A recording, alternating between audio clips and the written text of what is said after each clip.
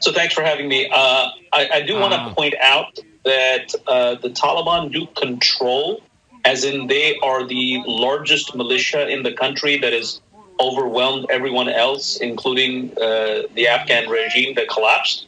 But there is no governance, if you will. They've yet to sort of establish security procedures and really secure the areas, which is why we're seeing ISIS-K, trying to exploit the strategic vacuum or the power vacuum that has developed. And I suspect that will happen, that will increase over time. For the moment, this is a transitional period. And as for the resistance to the Taliban from the Panjshiris, I don't think that they will be able to hold out because the northern provinces all around Panjshir, including Kabul, has fallen to the Taliban. So the resistance was broken even before Kabul was taken over. So the strategic rear that the anti-Taliban forces had collapsed. And the Taliban deliberately went after the north first before resistance from Panjshir, in the sense that if the Taliban are indeed committed to imposing a military solution to Panjshir, then they do have the forces to overwhelm it. If they are trying to get the other side to negotiate, this may continue for a while. In other words, the Taliban won't go for the jugular. They may just be applying pressure to get them to come to the negotiating table. So there is that.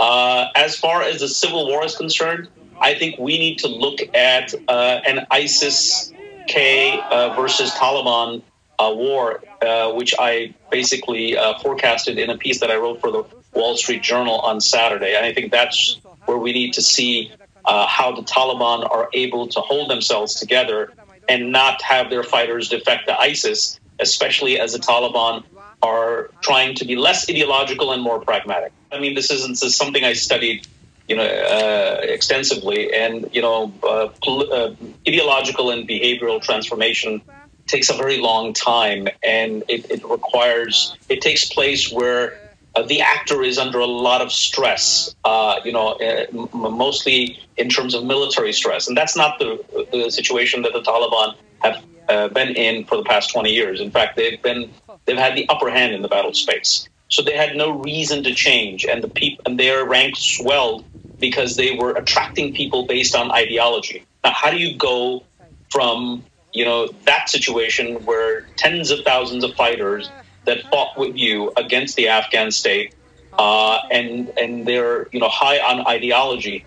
How do you get them to start to absorb the idea that we're now going to work with the United States?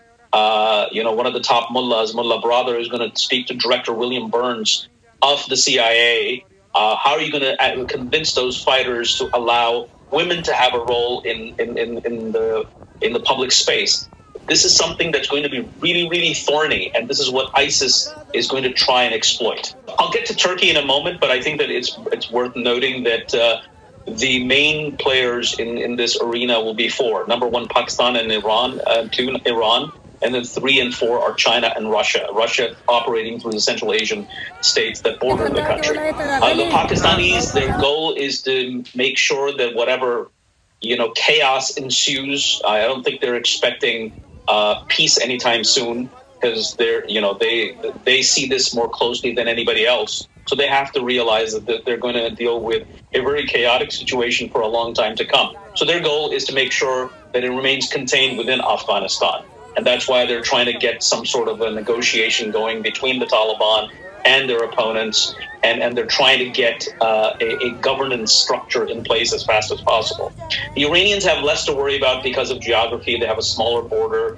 The Iranian state is, in terms of its ability to defend itself, is far more stronger than the Pakistani state, just because of it's not as porous. The border isn't as porous and fluid because of the social dynamics in both Afghanistan and Iran. And then obviously IRGC has been playing in this area for a very long time. And then most importantly, they have relations with not just one side. They have relations with the anti-Taliban factions as well as the Taliban. The Chinese are going to be operating through the Pakistanis largely, but they're also going to operate through the Iranians.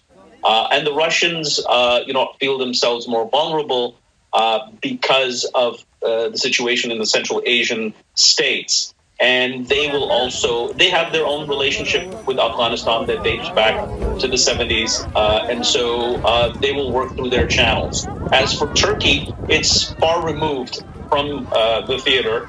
And I think that in this case, we'll see a lot of cooperation between the Turks and the Pakistanis, because the Turks and the Pakistanis have a relationship that will work in favor of Ankara. Then Ankara is housing Abdul Rashid Dostum, the Uzbek warlord, as well as, according to what I've heard, Ata Nur, who was the Tajik warlord from Balkh province.